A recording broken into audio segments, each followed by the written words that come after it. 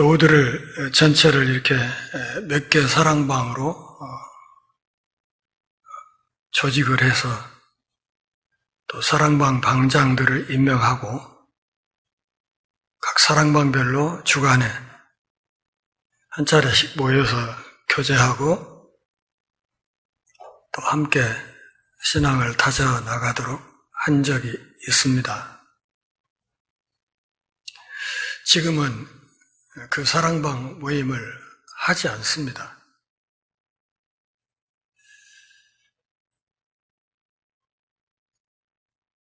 한 10여 년쯤 전에 한시성을 가진 어떤 사람이 갑자기 저에게 전화를 해서 전주 열린문교회 등록하고 다니고 싶으니까 자기 집에 신방을 좀 와줬으면 좋겠다. 그렇게 요청이 왔습니다. 특이한 사례죠. 교회 등록도 하기 전에 신방부터 요청하는. 그래서 그 사람 집을 주소를 따라서 찾아가가지고 신방을 했습니다. 신방 예배를 마치고 잠깐 서로 대화를 하는 중에 제가 놀랐던 것은 제가 전에 다녔던 제 모교회를 이 사람이 알고 있고 또 그 모교회에 저하고 친분이 있는 몇 사람 이름을 대면서 그 사람들과 자기도 깊은 관계가 있노라 이렇게 얘기해서 결국 교회 등록을 하고 한 1년 반 가까이 열심히 신앙생활을 했습니다. 예배에도 꼬박꼬박 잘 참석하고 교회 모든 행사에 잘 참석하고 또 사랑방 모임에도 꾸준히 참석한다는 이야기를 들었습니다.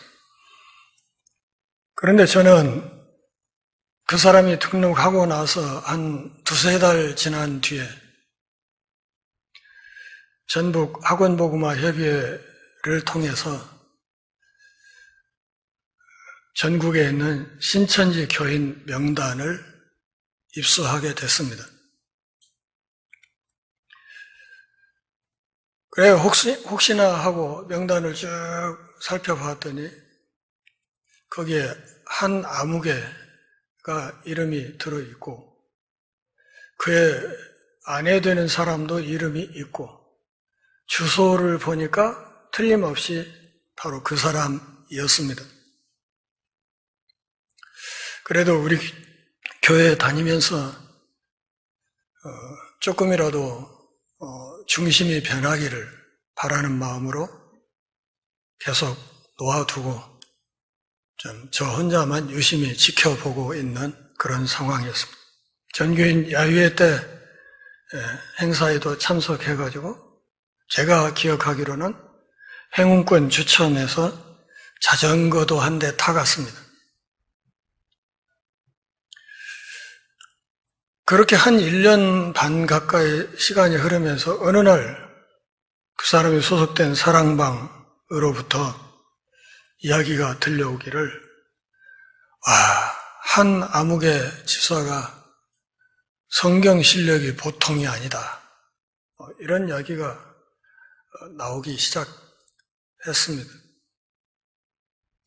그 사람이야 원래 신천지 추수꾼으로 우리 교회에 들어온 것이기 때문에 크게 염려되지는 않았지만 제가 정말 속상했던 것은 우리 교회 교우들 입에서 나오는 소리였습니다. 그 사람 성경 실력이 대단하다.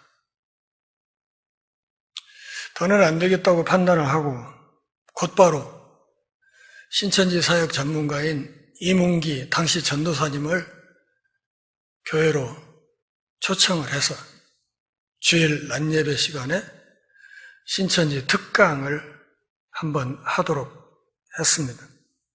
그날 이 사람 부부가 예배에 참석해 있었습니다. 그리고 이문기 전도사님의 특강이 끝난 직후 그 다음 주부터 이 사람들은 교회에 종저 얼굴을 비치지 않았습니다. 그리고 그렇게 교회를 떠난 뒤에 오늘까지 저는 그 사람들을 다시 본 적이 없습니다. 오늘 본문에서 예수님은 우리 곁에 양의 탈을 쓴 늑대가 있다. 그렇게 말씀하고 예수 그리스도를 믿는 하나님의 백성들이 양의 탈을 쓴 늑대의 본질을 명확하게 꿰뚫는 안목이 있어야 된다. 그렇게 말씀합니다. 왜냐하면 우리의 이 신앙이 이 땅에서의 우리 삶뿐만 아니라 우리가 죽은 뒤에 하나님 앞에서의 영원한 삶을 담보하는 것이기 때문에 그렇습니다.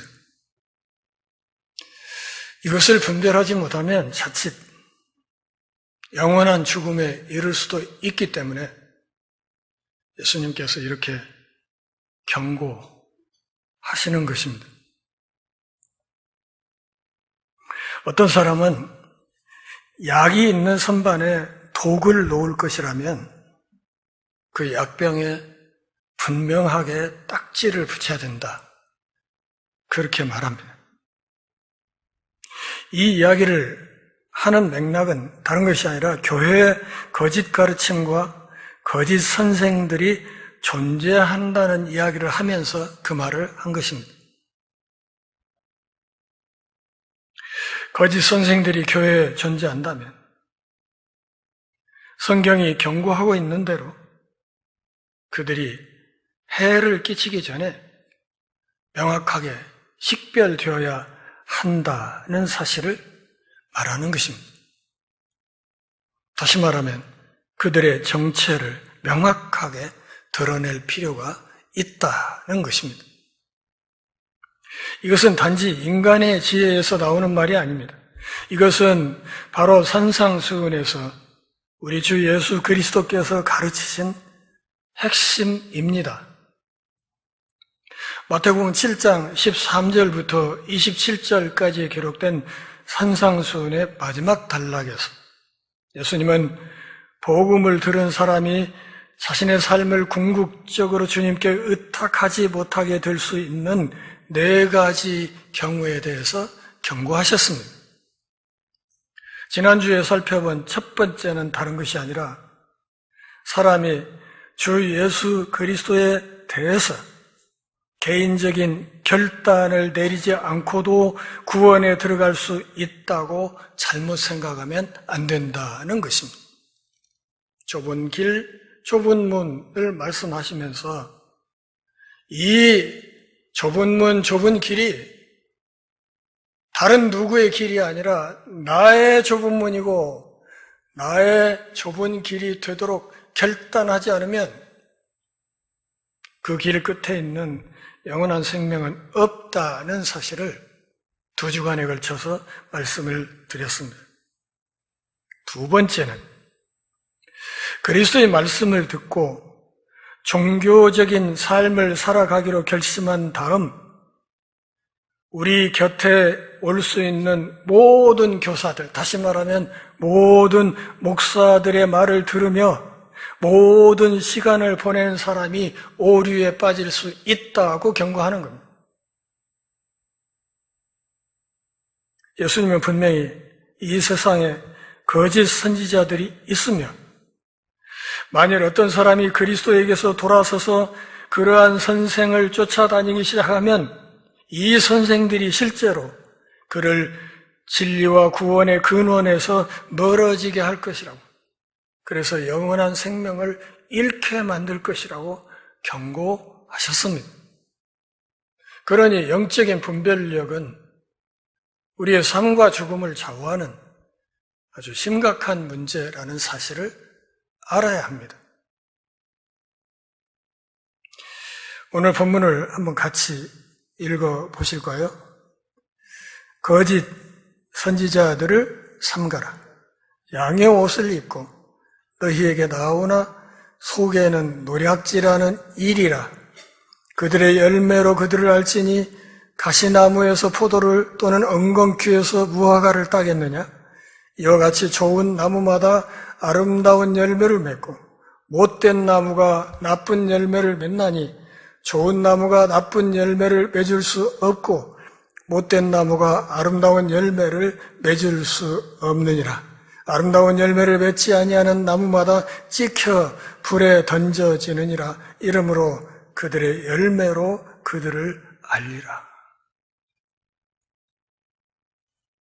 저 성경 교사가, 저 목사가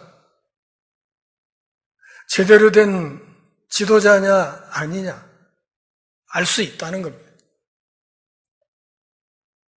뭘 보면 알 수 있다고? 열매를 보면 알 수 있다는 겁니다. 예수님은 그들의 열매로 그들을 알 수 있다고 분명히 우리에게 말씀하셨습니다. 그러니 우리가 주목해야 될 것은 그 목사, 그 교사의 사역을 통한 열매입니다. 그의 삶과 사역을 통해서 어떤 열매가 맺히고 있나, 이걸 세밀하게 들여다볼 필요가 있다는 것입니다. 예수님은 오늘 본문에서 우리 곁에 거짓 선지자가 있다고 말씀합니다. 하나님의 백성, 그리고 그들의 원수를 일이 곧 늑대로 묘사하는 관행은 예수님 당시에 흔한 일이었습니다. 우선 그것은 많은 사람이 목동이나 양치기에 고용되어 있는 나라에서 아주 평범하고 자연스러운 이미지였습니다. 예를 들어서 에스겔 선지자는 에스겔 22장 27절에서 이스라엘의 불의한 통치자들에 대해 이렇게 기록했습니다. 피를 흘리고 사람을 죽여 부당한 이익을 취하려 함이니라. 목적이 뭐예요? 양을 죽여서 제 배를 채우는 거예요. 스바냐 3장 3절에서 또 이렇게 선지자가 말합니다. 그 신하들은 부르짖는 사자요, 그 통치자들은 저녁 일이라. 사도 바울도 사도행전 20장 29절 30절에서 에베소 교회의 장로들에게 마지막으로 당부하고 경고하면서 비슷한 표현을 사용했습니다. 여러분들 가운데서도 제자들을 끌어 자기를 따르게 하려고 왜곡하여 말하는 사람들이 일어날 것입니다.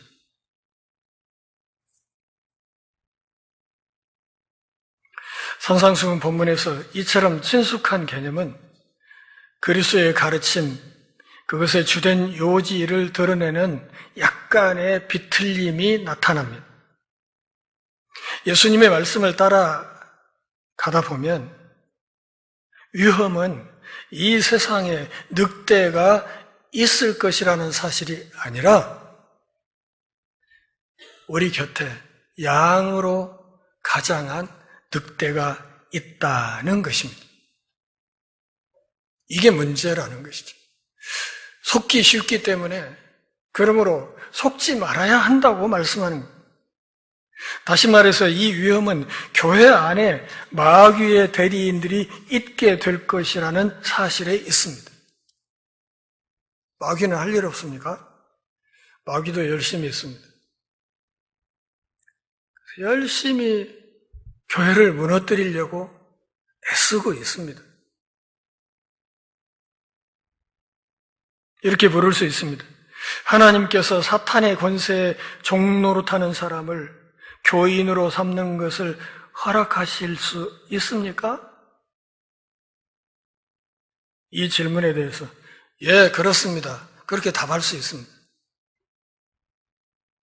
뿐만 아니라 심지어는 그들이 목사가 되어서 강단에서 설교하도록 허락하시기도 하실 것입니다. 이것이 고린도후서 11장 14, 15절에서 사도 바울이 하고 있는 말씀의 진정한 의미입니다. 그러므로 사탄의 종들이 의의 종으로 가장하는 것은 놀라운 일이 아닙니다. 그들의 끝은 그들의 행동에 합당한 것이 될 것입니다. 신천지를 비롯한 이단 집단에서 지금 하고 있는 중요한 사역 중에 하나가 무엇인가 하면 그 집단의 교인들을 정규 신학교에 보내는 겁니다. 총신, 장신, 합신 이런데 정식 신학생으로 입학을 시킵니다.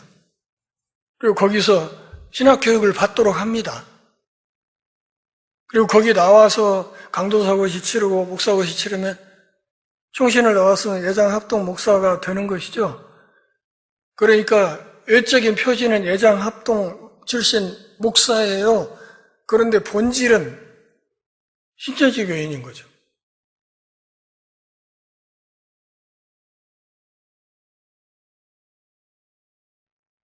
예언자란 무엇인가? 오늘날 이 단어는 일반적으로 미래에 일어날 일을 말할 수 있는 사람을 의미합니다. 성경이 기록되던 시대에 이 예언자라는 낱말은 훨씬 더 폭넓은 의미를 가지고 있었습니다.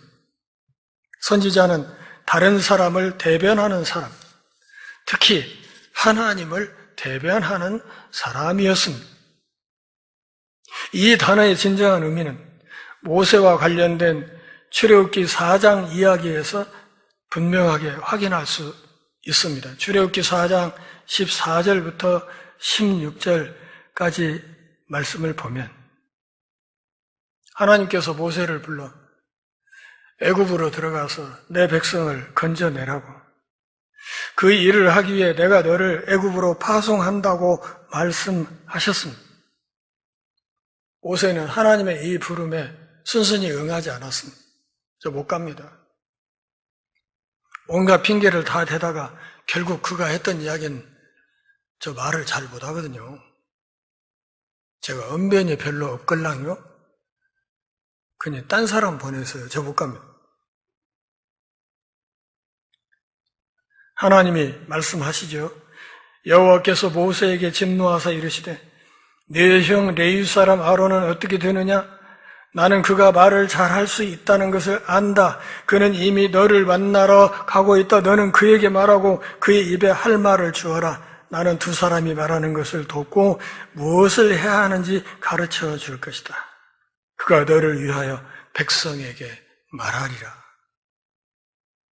하나님이 모세가 언변이 없다는 것도 다 알고 있다. 그래서 그에 대한 대비책도 마련해 놓았다. 그러니 핑계대지 말고 가라 이렇게 밀어붙입니다. 그래서 출애굽기 4장 다음 3장을 지나간 출애굽기 7장 1절에서 하나님께서 이렇게 말씀하십니다. 보라, 내가 너를 바로에게 하나님 같게 하였은즉 내 형 아론이 너의 대언자가 되리라.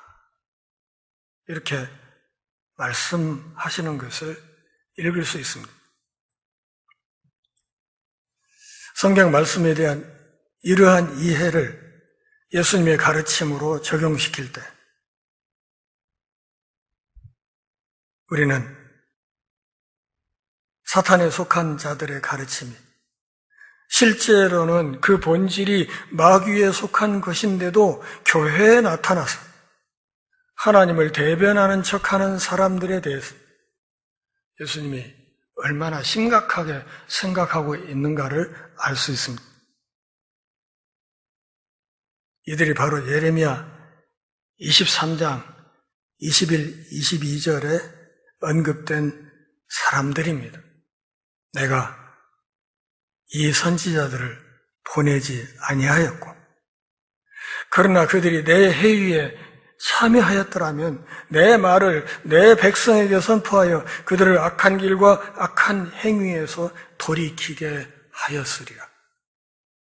천상의 어전회의에 참석해서 보좌에서 나오는 하나님의 음성을 들은 사람들이 진짜 선지자인데, 그 마귀에 속한 일꾼들은 내가 그들을 파송한 적이 없다.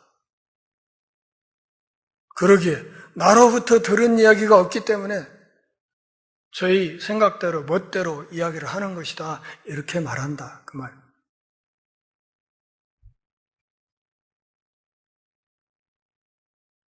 예수 믿으면 만사 형통한다. 이 땅을 사는 동안. 삼박자 구원, 오중 축복, 들어가도 복을 받고 나가도 복을 받고 직장이 잘 되고 자식이 잘 되고 몸이 건강해지고, 그 반대는 뭐예요? 믿음이 없는 거죠. 가난하게 살거나 몸이 아프거나 사업이 잘 안 되거나 자식이 문제가 생기거나 시험에 떨어지거나 하면 이거 믿음이 없는 거죠. 예수 믿으면 이 땅에서 다 잘 되고 다 복을 받을 것이다. 사람들이 듣기 좋은 소리니까 아멘을 많이 하겠지만 이게 말짱 거짓말입니다. 그것은 마귀의 음성입니다. 성경은 분명히 네 몫에 십자가를 져야 된다. 예수님이 좁은 문이다, 좁은 길이다, 그 길 끝까지 가야, 네 십자가를 지고 그 길을 끝까지 가야 그 길 끝에 부활의 영광이 있다고 말씀하심에도 불구하고 그것과 정반대의 이야기를 해서 사람들의 마음을 휘어잡습니다. 거기에 수만 명의 사람들이 몰려 있습니다. 다 모여서 어디로 갈 겁니까? 저 걱정됩니다.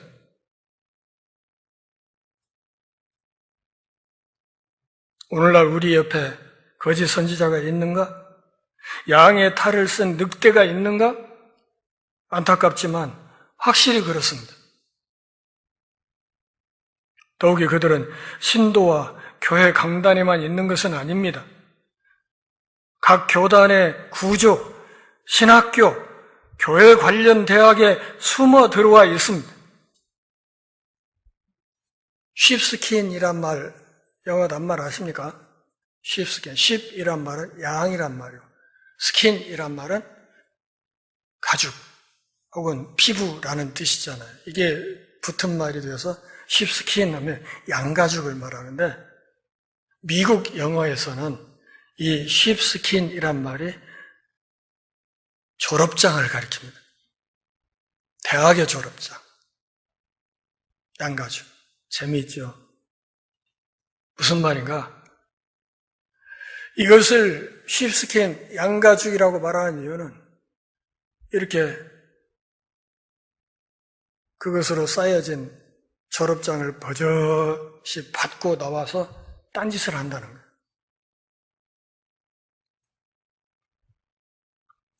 일부 교수들과 목사들은 성경과 교회사에 대한 지식을 사용해서 듣는 사람들의 믿음을 손상시키면서 고등학문이라는 양가죽으로 그들의 의도를 분명히 감추고 있습니다. 놀랍게도 신학대학 안에도 예수 믿지 않는 신학자, 신학 박사들이 얼마나 많은지 모릅니다. 성경을 그냥 학문적인 연구 대상 문서로 보고 한 대목을 연구해서 석사도 되고 박사도 돼요. 신학 박사예요. 그런데 예수는 안 믿어요.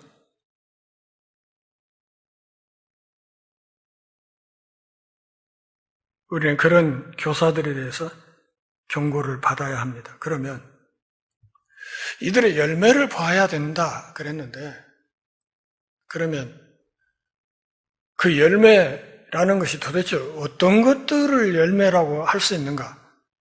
몇 가지 특징을 제가 설명을 드릴 텐데 오늘은 그 중에 첫 번째 것만 말씀드리고 마치겠습니다. 첫 번째 특징, 정직한 문이 없다. 이들의 가르침에는 정직한 문이 없습니다. 이 정직한 문이라는 것은 예수님이 말씀하신 그 좁은 문을 가리키는 겁니다. 좁은 문을 말하지 않습니다. 이 모든 것이 우리를 예수님의 가르침, 그 핵심으로 이끌어갑니다. 거짓 가르침을 어떻게 하면 분별할 수 있는가? 양의 탈을 쓴 늑대를 어떻게 하면 식별할 수 있는가? 몇 가지 답을 말할 수 있는데 그 첫 번째, 이 거짓 선지자들의 가르침에는 정직한 문이 없다는 것입니다. 예수님이 말씀하신 좁은 문이 없습니다. 그리고 좁은 길도 말하지 않습니다. 왜? 그건 사람들이 듣기 싫어하니까요. 힘들어서 사람들이 모이지 않을 것 같으니까. 그걸 말하지 않습니다. 이 요점은 거짓 선지자들에 대한 예수님의 경고 바로 앞에 두 구절인 13절, 14절에 나옵니다. 13, 14절 한번 같이 읽어볼까요? 좁은 문으로 들어가라. 멸망으로 인도하는 문은 크고 그 길이 넓어 그리로 들어가는 자가 많고 생명으로 인도하는 문은 좁고 길이 협착하여 찾는 자가 적음이라. 엊그저께도 안산에 사는 어떤 분이 저에게 전화를 해서 목사님, 안산 지역에 교회 하나 소개해 주세요. 특별히 아는 교회가 많지 않아서 그냥 기준만 몇 가지 말씀을 드렸는데 그 중에 하나가 교인 수 200명 이하의 교회로 가시라. 그렇게 말씀을 드렸습니다. 산상설교의 구절들은 우연히 배열된 것이 아닙니다. 그러므로 13, 14절은 오늘 우리가 다루는 15절 이하의 말씀과 깊은 관계가 있다 이렇게 봐야 됩니다.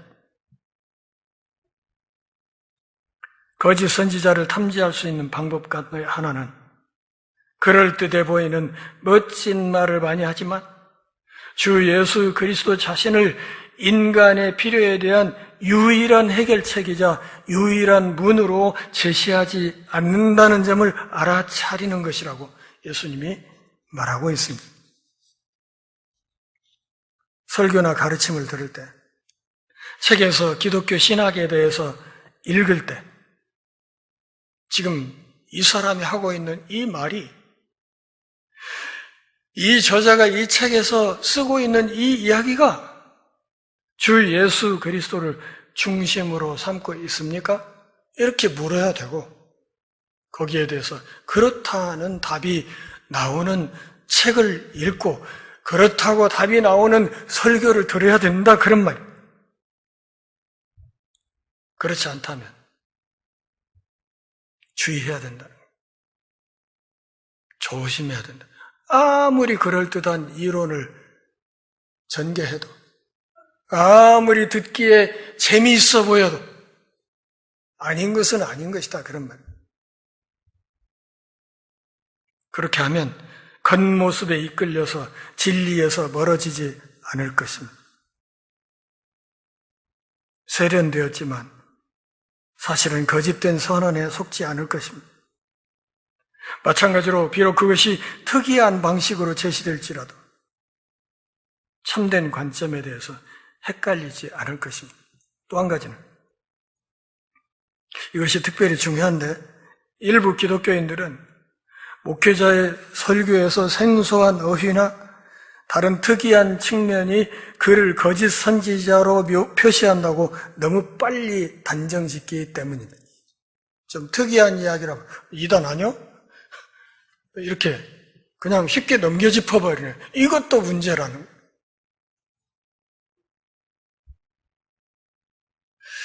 이단들 강사들이 그들의 특징을 나타내는 중요한 표현이 하나였어요.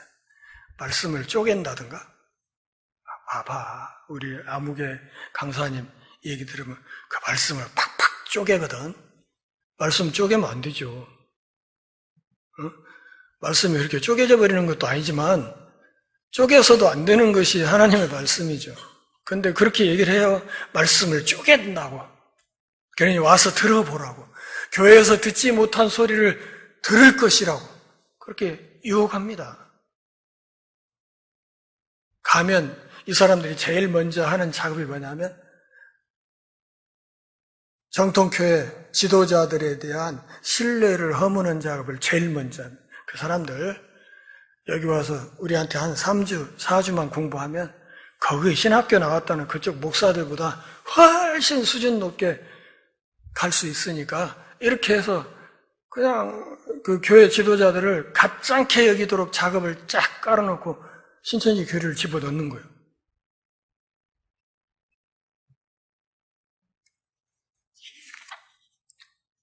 거짓된 가르침을 너무 열심히 찾는 나머지 참된 가르침을 알아보지 못할 때도 때로 많습니다. 그러니 속단하면 안 됩니다. 열매를 세밀하게 들여다보되 속단해서는 안 된다는 것입니다. 오늘날 많은 청소년 사역자들, 이 사람들은 우리 시대 MZ세대 아이들을 상대해야 되기 때문에 막 청바지도 막 구멍 난 거 있고 머리도 막 심지어는 노랗게 물들이고 막 뭐 피어싱도 하고 막 이러고 돌아다니고 보면 MZ세대 애들하고 똑같아. 그래서 그 사람들 보면서 저것들이 뭔 사역자라고 이렇게 하면 안 된단 말이에요. 왜? 그 사람들은 자기가 사역하는 대상들과 어떻게든 더 가까이 서서 그들을 품고 가고 싶은 마음에서 그렇게 하는 거예요. 복음 사역의 열정으로 그렇게 하는 것이 이 사람들이 맛이 가가지고 그런 거 아니란 말이에요. 근데 그렇게 속단하는 경우가 너무 많아요. 외모로 속단하면 안 된다. 그런 말입니다.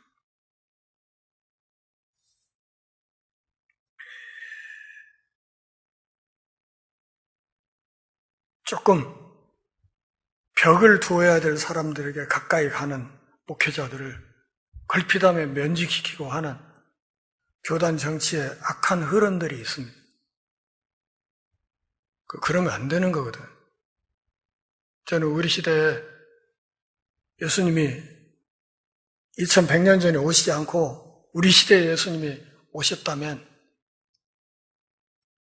우리 시대의 소수자들 곁에 가지 않을까? 이런 생각을 가끔 할 때가 있습니다. 가실까? 가지 않을까? 어떻습니까? 갈 것 같습니까? 가지 않을 것 같습니까? 제 생각에는 가실 것 같아요. 그들 옆에 가실 것 같아요, 예수님. 가서 그들 이야기를 듣고 그들을 그리스도의 품으로 이끌기 위해 애쓰실 것이라고 생각해요.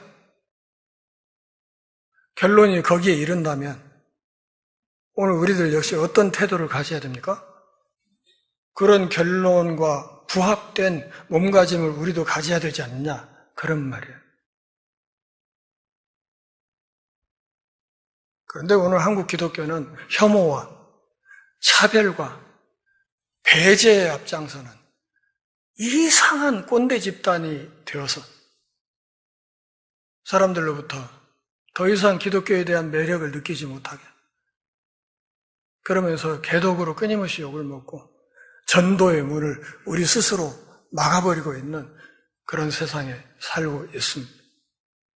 중요한 것은 내가 믿는 그 진리를 어떻게 파악하느냐. 그 진리를 전달하려는 우리의 리더들을 어떤 눈으로 볼 것이며 그들의 열매를 어떻게 분별할 것이냐 하는 이것이 정말 중요하다는 것입니다. 왜? 좋은 리더를 만나는 그것이 우리의 영원한 생명을 좌우할 수 있기 때문에 그렇습니다. 살아가면서 성도들이 좋은 리더를 만나는 것 큰 복이고 리더들 역시 좋은 교우들과 동역하는 것 큰 복입니다. 이보다 더 큰 복은 없습니다. 이 복을 우리 성도들이 삶이 다하는 그날까지 풍성히 누릴 수 있도록 한 주간 동안 하나님 저에게 분별력을 주십시오. 이렇게 기도하시고